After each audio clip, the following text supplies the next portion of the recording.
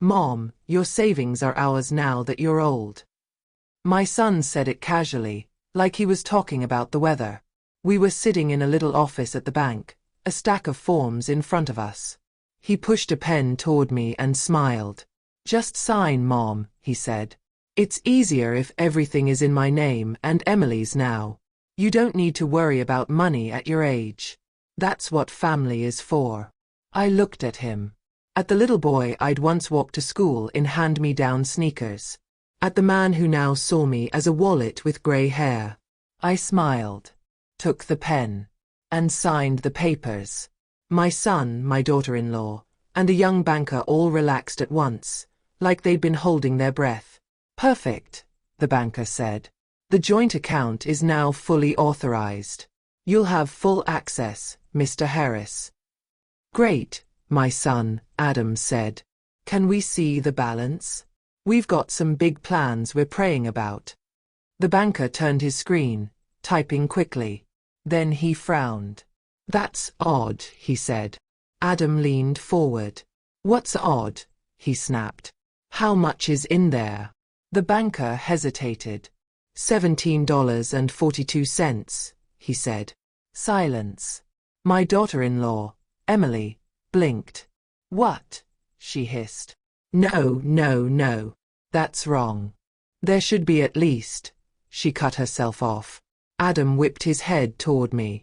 Mom, he said slowly, voice shaking. Where is the money? I folded my hands in my lap and gave him the same look I used when he was 6 and swore he didn't know who had drawn on the wall. Oh, sweetheart, I said softly. Did you really think I was going to leave my whole life sitting in one easy-to-grab place? My name is Helen. I'm 73 years old. I've been called a lot of things in my life. Teacher, widow, mother, grandma. Stupid is not one of them. I married young, like many of us did. My husband, Robert, was a mechanic with oil under his fingernails and big dreams he never quite chased. We bought a little house on the edge of town and raised our son, Adam, there. We weren't rich, but we weren't poor. I clipped coupons, packed lunches, worked 40 years as a math teacher at the local high school. I watched other people retire and move to Florida while I stayed, teaching teenagers that fractions weren't lethal. When Robert died of a heart attack at 62, I cried for a month straight. Then I got up and did what I'd always done. I went back to work. I paid off the mortgage. I saved every spare dollar. I put Adam through college. When he married Emily, I helped them with the down payment on their first apartment. Mom, Adam used to say, you're too generous. Keep something for yourself. So I did. Quietly. I built up my savings. I invested some. I had a modest pension. Nothing crazy. But it was mine. The plan was simple. Work until 70, then travel a little, maybe rent a small place by the sea. I didn't plan on my own son deciding that my plan was no longer relevant. The first time Adam scared me was over Sunday lunch. Have you thought about what happens later? He asked between bites of roast chicken. Later, I said. I'm not planning on dying before dessert. He rolled his eyes. You know what I mean, he said. Retirement. Nursing homes. Your money. Your house. I've thought about it, I said. I'm old, not stupid. Emily put down her fork with a little sigh. It's just, she said. We see so many stories where old people get scammed, Mom. You're all alone in that big house. You're so trusting. It would be safer if Adam helped manage things. Safer for who? I asked. They laughed like I was joking. Over the next few months, the subject came up more and more. Why are you still working? At your age, you don't really need all that money sitting in the bank. It'll be ours one day anyway. What's the difference if we start planning now? That last one was Adam, one evening when we were washing dishes. Ours? I repeated. Did you buy my textbooks for 40 years and forget? He chuckled. It's just practical, he said. Inheritance. Taxes. If we don't handle it smart, the government will take it instead of family. Ah, yes. The government. The villain of every "let me take over your finances" story. I didn't say yes. I didn't say no. I just listened. And 3 weeks later, I heard something that made my blood run cold. I'd gone to Adam and Emily's place for dinner. Take-out pizza. Easy. After we ate, Emily took my plate. "Why don't you rest on the sofa, Mom?" she said. "We'll clean up." I nodded and sank onto the couch. Maybe I do look more tired than I think. They went into the kitchen. The water ran. Dishes clinked. Then, between the clatter, I heard Emily's voice, low and sharp. "We need to do this now, Adam," she hissed. "Before she changes her mind. Before she gets sick and medical bills eat it all. She's old. Her savings are ours. That's how this works." There was a long pause. "I know," Adam said quietly. "But she gets weird when we talk about it." "Weird?" Emily snapped. "She's had her life. We haven't even started ours. We want kids. A bigger house. You're stuck in that dead-end job. She's sitting on $300,000 in a paid-off house, clipping coupons like it's a hobby." My heart thudded against my ribs. 300,000. I hadn't told them the exact number. They'd been guessing. Correctly. "I just don't want to fight," Adam muttered. "She helped with our down payment. It feels wrong." There was a softer sound. Maybe Emily touching his arm. "What's wrong," she said, "is you letting her throw your future away on cruises and fancy funerals. We're family. It's ours. If she loved us, she'd make it easy." That sentence was the most honest thing she'd ever said to me.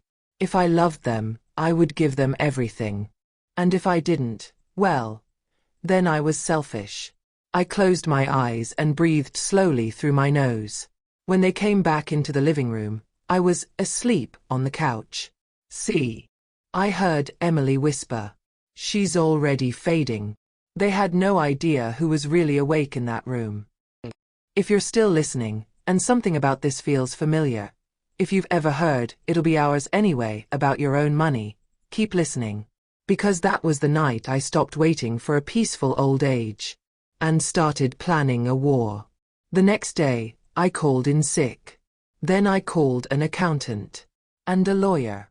Not the kind who does billboards and car accidents. Quiet ones, in small offices, who speak in details, not slogans. I sat in a dark little room with a woman named Sandra, who wore sensible shoes and had eyes that missed nothing. "Walk me through what you have," she said. I told her, the savings account, the investments, the house, my pension. I told her about the conversation in the kitchen. She nodded slowly. "This is, unfortunately, common," she said. "Adult children assuming control before their parents are ready. Sometimes out of greed. Sometimes out of fear. Sometimes both." "I don't want revenge," I said. "I just don't want to be pushed out of my own life." "Good," she replied. "Then we do this legally, on your terms." She laid out options: trusts, new accounts, updated wills. And, yes, something I'd never really considered: moving a portion of my assets to a bank in another country, where certain grasping hands would find it much, much harder to manage things. "It's not about hiding," she said. "It's about control. You remain the only person who can access these funds. If you choose to share them, it's your choice. Not your son's. Not your daughter-in-law's." I thought of Emily saying, "Her savings are ours."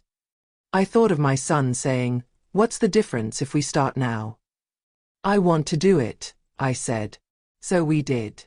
Over several quiet, ordinary weeks, while Adam and Emily sent me links to luxury retirement homes, I opened a new account at a reputable overseas bank with strict privacy laws, transferred my savings there in several legal, documented steps, retitled my investments into a revocable trust in my name, changed my will, The house would go to my granddaughter if I ever had one. Not to Adam. Not to Emily. All legal. All mine. Then I waited. Because one thing about entitled people, if you don't feed them, they get hungrier. The bank meeting came on a rainy Tuesday. Mom, Adam said on the phone, sounding grave. We need to get ahead of things. There are tax changes coming. Emily talked to a guy at church who helps families structure their estates. Let's go to the bank together. Get everything in one joint account so we can protect you. Protect you. I almost laughed. Instead, I gasped a little. Do you think that's wise? I asked, injecting a tremor. He bit. You're not thinking clearly about money anymore, Mom, he said. You forgot to pay the water bill last month. I didn't remind him he'd forgotten to pick up my prescription the week before. Okay, I said softly. If it makes things easier for you. I just want you to be comfortable. Emily drove us. At the bank, Adam did most of the talking. This is my mother, he told the young advisor. She wants to add me fully to her accounts. Joint ownership. Full access. She's older now. We're taking care of her. The advisor looked at me. Is that right, Mrs. Harris? He asked. I nodded, eyes downcast. Yes, I said. He's my only child. I trust him. Technically, that used to be true. I signed the forms. Joint account. Full access. Survivorship rights. Perfect, the advisor said. I'll just update everything. Do you want to check the balance while you're here? Yes, Adam said quickly. He leaned forward, anticipation all over his face. And maybe order some checks, Emily added. For paying Mom's bills. The advisor typed. Paused. Frowned. That's strange, he murmured. How much? Adam snapped. The advisor cleared his throat. It lists a current balance of $17.42. Emily's mouth fell open. That's not possible, she said. She had at least. Emily, I interrupted gently. Don't say numbers in public. It's tacky. They both stared at me. Mom, Adam said slowly, voice dangerously calm. Where is the money? The banker looked between us like a man at the wrong table in a war.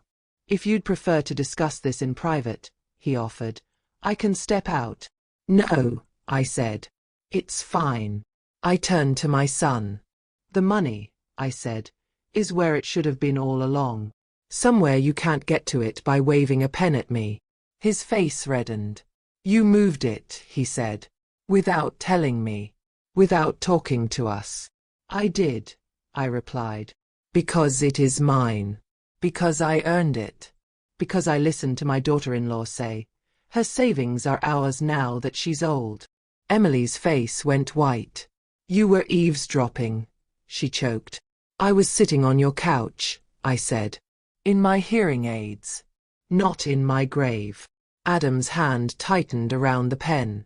Do you have any idea what you've done? He hissed. We have plans. We were counting on.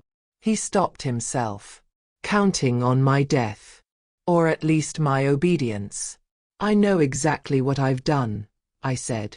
I've bought myself freedom. And I've given you a very cheap lesson in the difference between expecting an inheritance and earning trust. People always ask, when I tell this story, what happened next? Did Adam scream? Did Emily cry? Did they sue me? Disown me? Repent? The answer is, a little of everything. There were arguments. Long, exhausting phone calls. Messages about family and sacrifice, and how disappointed God would be in me. There were threats. We'll take legal action. We'll have you declared incompetent. We'll. They didn't. Because every lawyer they spoke to told them the same thing. She's lucid. The money was hers. She moved it before you had any legal claim. You can be angry. But you don't have a case. They stopped calling as often. Stopped visiting. When they did, they were polite, tight-lipped. Like acquaintances. It hurt. Of course it hurt. But every time I looked at my balcony plants, or my little chalkboard with travel plans, or the bank app showing my overseas account, I felt something else too. Relief. 6 months later, I retired. Sold the house. Not in some panic. Calmly. For a good price. I put part of the proceeds into my trust. Part into that overseas account. Part into something else. A one-way ticket. The first time I stepped onto the terrace of my rented villa, the sea spread out below me like a promise. I almost cried. Warm air. Salt on the breeze. White walls, blue shutters, bougainvillea climbing the stones. Grandma! A small voice shouted behind me. My neighbor's little girl, Sophia, ran past with her dog, laughing. Her parents, an Italian couple in their 40s, waved. Signora Helen, they called. Wine tonight at 7? Always, I called back. I live modestly. I'm not a billionaire in hiding. But every morning, I drink my coffee looking at the horizon, knowing every square inch of that view was paid for by me. Not by a daughter-in-law's entitlement. Not by a son's assumptions. By a girl who once stitched seams until her fingers bled and decided that, if she made it to old age, she would not spend it apologizing for wanting to enjoy it. Adam knows where I am. I didn't disappear off the face of the earth. I send him pictures. I ask about their lives. Some days he replies. Some days he doesn't. That's his journey. Mine is this. I am not an ATM machine in a rocking chair. If you watch to the end, thank you. If you're older, or love someone who is, and you keep hearing, it'll be ours anyway, pay attention. Money doesn't buy happiness. But control over your own life?